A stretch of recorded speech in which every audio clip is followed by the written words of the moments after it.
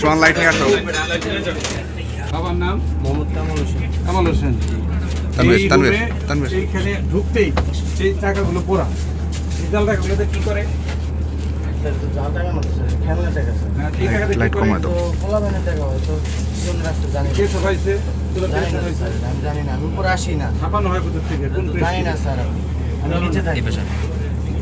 এই এই অস্ত্রগুলো ঠিক এই পিছনের সাথে লাগানো, এই অস্ত্রগুলো দিয়ে কি করে? অসুবিধা যে আমরা স্যার আমরা গরু কাটি তো মাঝে মাঝে কয়টা গরু কাটার দিনে? দিনে না স্যার, তাহলে? ধরেন এলাকা থেকে কিছু কালেকশন করে আমরা গরু নিয়ে এরকম যাবো। বড় বড় অস্ত্র লাগে গরু হ্যাঁ, এগুলো কাটতে? মসজিদে লাগে স্যার, আমাদের কাছ থেকে নিয়ে যায়। হ্যাঁ হ্যাঁ, একটাও ধান নাই। এগুলো তো এই অস্ত্রগুলো লাগে। কত করে হয় বছরে? বছর হয় না স্যার, তাহলে? কালকে একটা বিয়ে হয়েছে স্যার, হ্যাঁ। আমার 10টা গরু আসছিল, এটা বেচছি, এখন 8টা আছে স্যার। তো এই তোমার এই অস্ত্রগুলো দিয়ে এই কাজ করতে গেছে? আর এনাদের সাথে আমি জানি না কিছু, আমি ওদের সাথে জড়িত না, আমি সারাদিন মাঠে থাকি, সারাদিন ওই যে খবর লন, আমি সারাদিন মাঠে থাকি। এই অস্ত্র, এই টাকার মালিকগুলো কে? এই ঘরে কে থাকে? এরকম বাবা মা থাকে। বাবার নাম? মোহাম্মদ কামাল হোসেন। কামাল হোসেন। তোমার মায়ের নাম? আমিনা বেগম। তারা এই ব্যবসাগুলো সহযোগিতা করে। তো এই আজকে এটা সত্য যে হতেই পারে এর হয়তো অন্য কাজ করে খায়, কিন্তু এর বাবা মা এই কাজ করে। আমি এই যে এর আমি চাচা, চাকরি চাচা পাই না ভাই, দেখে স্যার আমি গরু পালতেছি। এইগুলো দিয়ে কি করে? এগুলো দিয়ে স্যার এটা আমি তো জানি না স্যার। তুমি জানো না? জি না স্যার। সরলভাবে কথা বলো। স্যার আমি সত্যি বলতেছি, আমি জানি না স্যার। এখানে দৈনিক কত নেশা মানুষ পানি আসে? জানিও না স্যার, আমি যদি এগুলো যে কি করে না জানি। দৈনিক কত মানুষ আসে? আমার বাসা থেকে আসে না। আসে না? জি না স্যার, আমার ঠিক আছে। তোমার মায়ের নাম্বার বলো।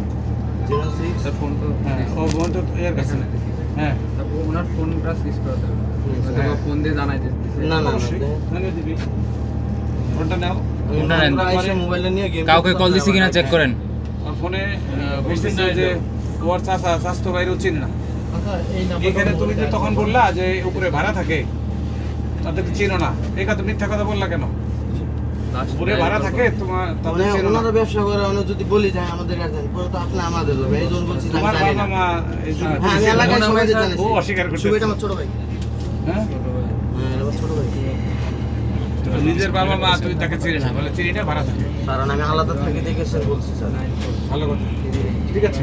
এই থানা গাড়ি আসছে, তুমি এখানে এসে চারিদিক যখন ঘেরাও করি, তখন এই জামালের তারা দুই ভাই, এদের নিয়ন্ত্রিত এলাকা থেকে বিপুল পরিমাণ যে দেশীয় অস্ত্র দেখতে পাচ্ছি, সেগুলো পাই। কামাল এবং আমেনা দম্পতির কক্ষে প্রবেশ করার মুখেই প্রচুর পরিমাণ টাকা, এই যে জাল টাকা, এগুলো পাওয়া যায়।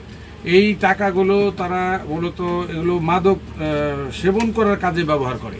একটা মুড়িয়ে নিয়ে তারপরে মাদক সেবন করার কাজে তারা ব্যবহার করে।